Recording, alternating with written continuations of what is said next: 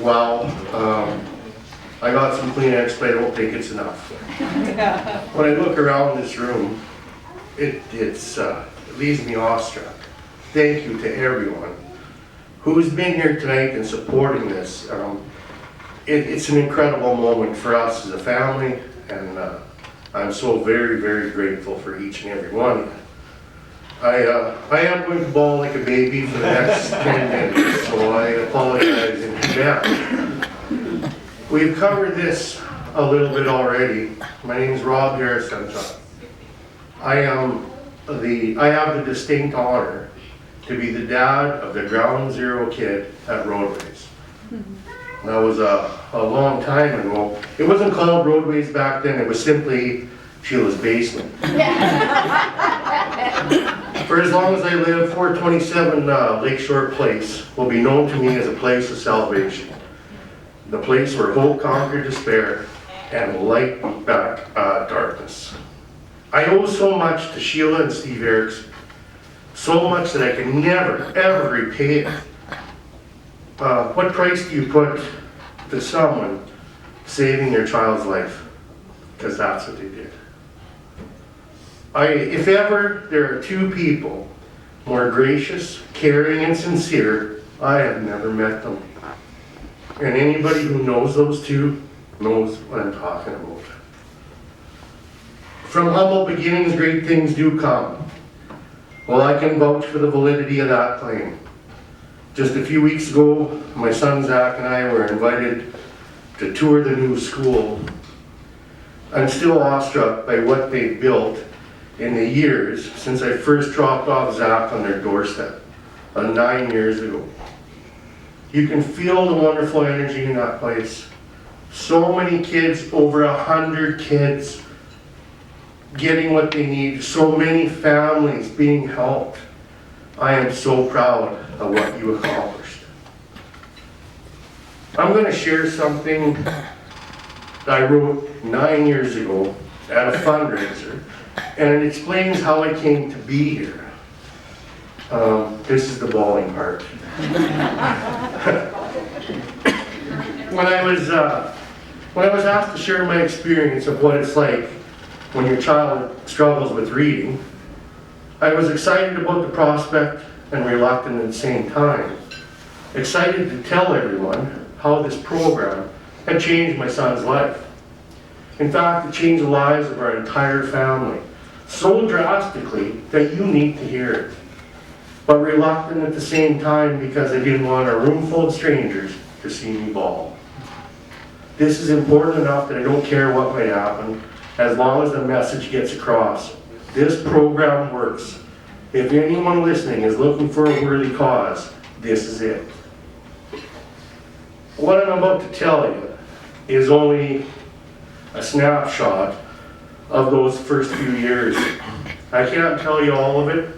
There isn't enough time, but it is the truth. And I'm sure a lot of you can relate to this. It starts out slowly. I don't know how many times I'd lain in bed with Zach with the same book. A is for apple, B is for basket, C is for cat. Over and over we practiced. But for whatever reason, he still couldn't read it back to me. Then it gets a little worse. Now not only does the alphabet seem a foreign language to him, but he's sad some days.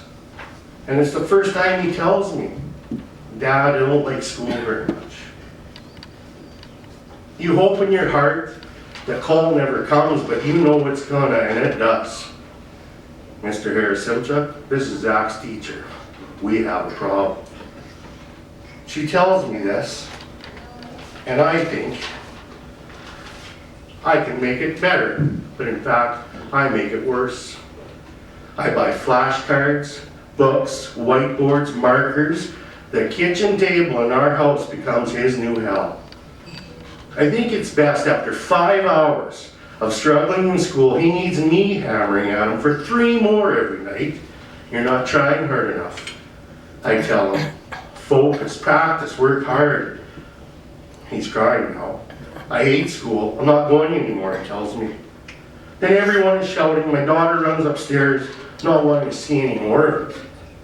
Then he says, screams it at me, I'm the dumbest kid in my class. I will never get this. He runs away from me crying. They're slamming doors, guilt. I'm the one who doesn't get it. I'm the worst parent in the world, right then. He sat her mad all the time. Something always seems to embarrass, humiliate him. At his birthday party, one of his friends laughs at him because he couldn't read one of the cards who it was from. At Cub Scouts, they make him read the club pledge in front of everyone. When I picked him up, it took me an hour to stop him from crying. He was so ashamed. Another meeting at the school. I've seen the changes in him at home too. He's acting up, misbehaving, lying, you name it. He's doing it wrong. It's a new teacher this time. I don't know her name. I know it isn't her fault, but I'm angry with her just because. She explains how she told Zach that if he doesn't try hard and learn to read, he will be the one putting gas into the Porsche instead of driving it. For some reason, this pushes me too far. I glare at her. If he doesn't learn to read, he's going to be stealing the goddamn Porsche. I should have apologized, but I never did. There's a new round of testing to see what's wrong with him. He hates it when I pull him out of class for additional help. Dad, why can't I be normal like all the other kids? The question breaks your heart. Twist the knife. I search, pray, and search for something, anything that might help. It's 40 below out, 5 a.m. I have him bundled in a big blanket, carrying him out to the truck. We're off to Prince Albert again. Another 6 weeks of this new program. I dress him in the front seat before he goes in. He wolfs down a Dips bar and Gatorade for breakfast. I do as much as I can for 3 hours. I wait for him in the truck. My job is suffering. I can't keep it up, but I don't know what else to do. I spent thousands and thousands of dollars on testing programs and God knows what else. I'm so deep into my overdraft, I don't even know what to do. He doesn't say he hates this one like he did all the others. I think I see progress. He isn't as convinced. Sometimes when I drop him off at regular school each afternoon, I have to bribe him with video games or extra TV time just so he'll go in the building. I'm trying my best to get caught up. It's nearly 9 p.m. Almost bedtime. Then when I get home from work, I'm tired. Just when I think it can't get any harder, when I think it can't get any worse, it does. By the time I hit the top of the stairs, I can hear him crying. I knock on the door, I open it. He's on his bed. His eyes are red. You know he's been crying for a long time. I sit next to him and ask what's wrong. He looks up at me. I swear to God, I have never seen more pain in my life. So much anguish. It's awful. Nothing could be worse than seeing that in your child's eyes. You think it can't get worse, and it does. Daddy, why did God make me so stupid? True story. Can't say anything, can't breathe. Zach and I, we've hit bottom. Then, when you think there is no hope, something happens that I swear to God can only be called divine intervention. I swear in my mother's eyes it's the truth. I'm told to attend the fundraiser, dinner, roast. My boss makes it perfectly clear it isn't a suggestion, you're going. We're in PA again today, so the last thing I want to do is be around some soggy Caesar salad and 500 strangers, but I go. Then a blonde woman gets up on stage and starts talking about a program that has helped thousands of kids learn how to read. I forget about everything else. All of a sudden, I can hear, I swear to God, I can hear the cosmic tumblers begin to roll and click into place. And I know at that moment, everything is going to change. It's going to get better. And I don't even remember the woman's name. I have to talk to her. I've looked everywhere for her in the crowd. I see her taking payments for the items purchased at the silent auction. I spend $500 I can't afford on a picture of Carrie Joseph and season tickets to the Hilltops just so I can speak to her. True story. I swear to God, I must have sounded like a lunatic when I got to the front of the line.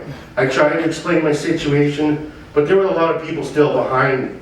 She handed me her business cards. She said, call me tomorrow. I did. Then things got better.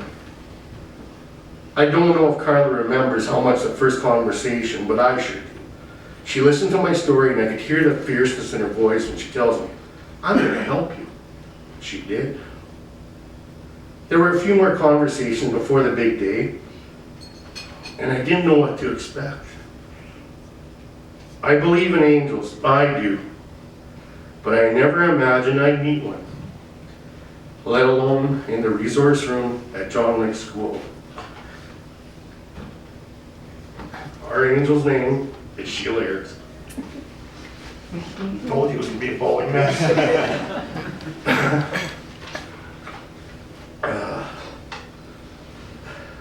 So we're sitting in my truck outside of 427. Zach says he's not going to this program or any other. He's done with these things. There are some heated negotiations between him and I. Some concessions were made on both sides.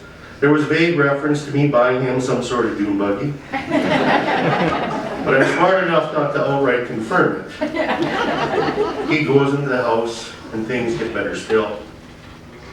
Those first few weeks weren't easy, but Sheila did not relent.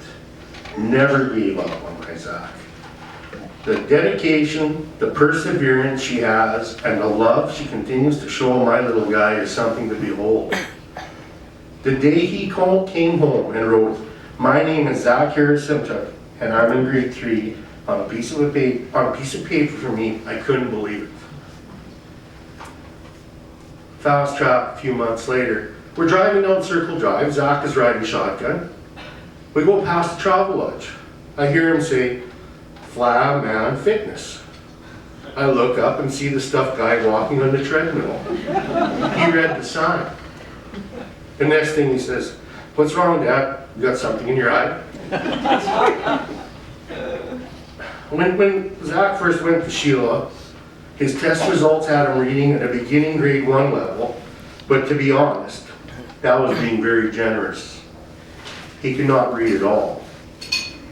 Then his most recent test at that time, a couple weeks ago, had him at 2.5 and then 3, and I think that's being conservative because he read so well.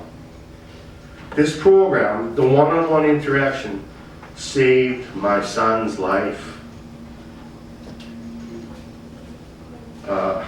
I swear it's true. You know, we still have a long way to go, but finally he sees that he can do it. His new confidence that will see him through. I want to thank all the people who help kids like my Zach, and there's a room full of them here today. I don't think you truly know how much you do for the kids and their families. Then things get way better. He asked me to take him to a bookstore. I do, and I buy him a thick graphic novel he's been wanting. A couple of nights later, I get home really late from work. I go upstairs. Zach should be asleep, but he still has light on him. I gently knock on the door before going in. He's on his bed, the book propped up on his chest. I can tell by the way he's squinting, he's been reading a long time. I tell him it's time to go to sleep. He looks at me, Dad, just a few more pages. Zach and I, we get to talk. Every word of that is true. Today, my Zach is a senior at Aidan Bowman Collegiate, starting defensive back for the Bears. He has a job. He's a leader, just finished media school. I'm a little biased, handsome as well. None of that would have been possible had I not met these wonderful people. So I am so proud and so thankful to be part of this. And I'm just going to say one more thing. Let's get off our walls here tonight, you guys. Let's help some more kids together. Thank you so much.